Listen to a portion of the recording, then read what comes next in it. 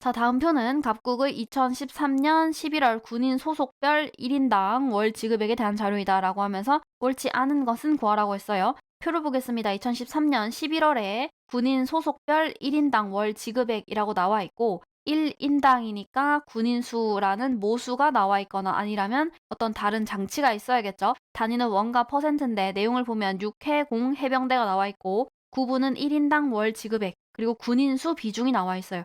자, 군인 수 비중이라고 했으니까 이것이 무엇을 의미하는지 알아야 되는데 전체가 100%니까 비중이라는 단어를 사용했겠죠. 아니라면 비율이라는 단어를 쓴다고 했습니다. 30, 20, 30, 21을 더해보면 실제로 100이 딱 떨어지기 때문에 우리는 이것이 비중이며 어떤 모수가 있을 때 모수가 같다면 비중은 마치 실수처럼 사용해도 된다라는 대원칙을 기억하면서 이야기를 좀 해보도록 할게요. 각주 보시면 갑국 군인의 소속은 육해공 해병대이며 2013년 11월, 12월에 군인 수는 변동이 없음이라고 했어요. 군인 수가 변동이 없다면 군인 수의 비중 역시 변동이 없을 텐데 지금 표에서는 제목이 2013년 11월이지만 여기서는 12월 역시 고려하고 있다라는 점이 눈여겨봐야 될 포인트죠. 그러니까 우리는 이것이 비단 2013년 11월의 자료가 아니라 2011년 12월을 보여주는 자료이기도 하다라는 각주의 힌트를 얻고 있는 거예요. 자, 그럼 우리는 1번부터 5번까지 각자 하나씩을 검토해보면서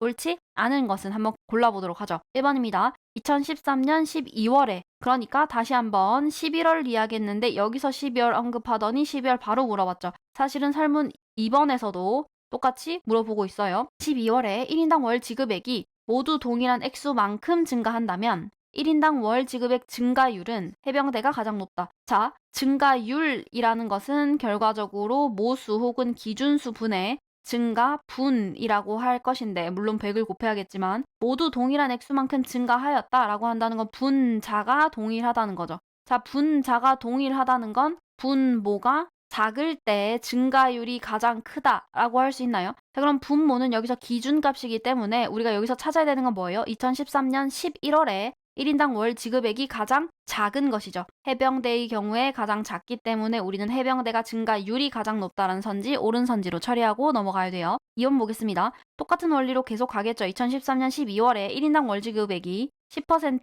12% 증가하게 된다면 증가분이 같다라고 이야기하고 있고 해군 12만 원이었는데 10%면 12,000원, 해병대 10만 원이었기 때문에 12%는 12,000원. 그래서 같다라고 하는 거 우리가 굳이 손 쓰지 않아도 충분히 암산으로 처리할 수 있는 간단한 선지였죠. 3번 볼게요. 2013년 11월에 다시 11월이고 각국 전체 군인의 1인당 월 지급액은 11만 5천 원이다 라고 했는데 지금 비중이 나와 있으니까 가중치 문제를 보는 건가요? 자, 그럼 우리는 가중치 문제를 한번 고려해 보도록 하죠. 비중이 같은 30과 30은 합쳐서 절반으로 평균해 줄 수 있죠. 자, 그러면 우리는 60%의 비중으로 12만 5천 원과 10만 5천 원의 절반 얼마예요? 둘이 합치면 2만 3천 원이고 반을 나눠주면 11,500. 둘이 합쳐주면 11만 5천 원이에요. 자, 똑같이 해군과 해병대의 경우에도 둘이 합치면 40%가 되면서 이번에는 10만 원과 12만 원의 사이인 11만 원이죠. 자, 11만 5천 원과 11만 원 사이의 6대 4를 가지고 이야기하고 있고 그것이 11만 5천 원인가? 라고 물어보면 이것은 틀렸겠죠.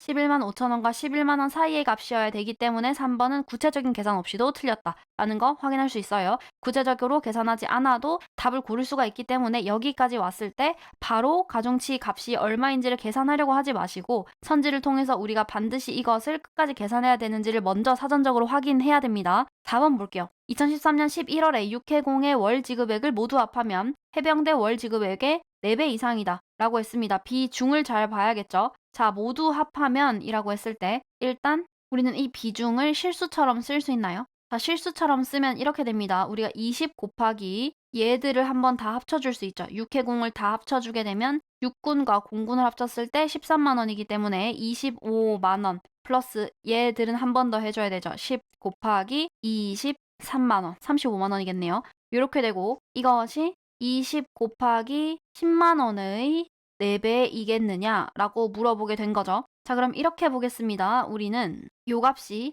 20 곱하기 40만일 것이기 때문에 얘랑 얘를 소거할 수 있어요. 그쵸? 그러면 여기는 20 곱하기 5만이 남고 20 곱하기 5만과 10 곱하기 23만을 비교하는 건가요? 비교해 보시면 만은 어디에다 갖다 붙여도 되기 때문에 둘 다 없다고 했을 때 얘는 230이 되고 얘는 100이 되니까 당연히 4배 이상이겠죠. 충분히 편하게 계산할 수 있는 선지였습니다. 자, 5번 보시면 2013년 11월에 공군과 해병대의 월 지급액 차이는 이라고 했어요. 공군과 해병대의 월 지급액 차이니까 1인당 아니에요. 이 차이를 이야기했을 때 육군과 해군의 월 지급액 차이의 2배 이상이다 라고 했는데, 그러니까 우리가 공을 다 떼고 봤을 때 125 곱하기 3과 100 곱하기 2의 차이는 120 곱하기 2와 105 곱하기 3의 차이였다는 거죠. 자, 빼보겠습니다. 얘는 지금 다 절대값을 취할 거예요. 이렇게 빼보게 되면 375에서 200 빼니까 175가 되고, 여기를 빼보게 되면 315에서 240 빼니까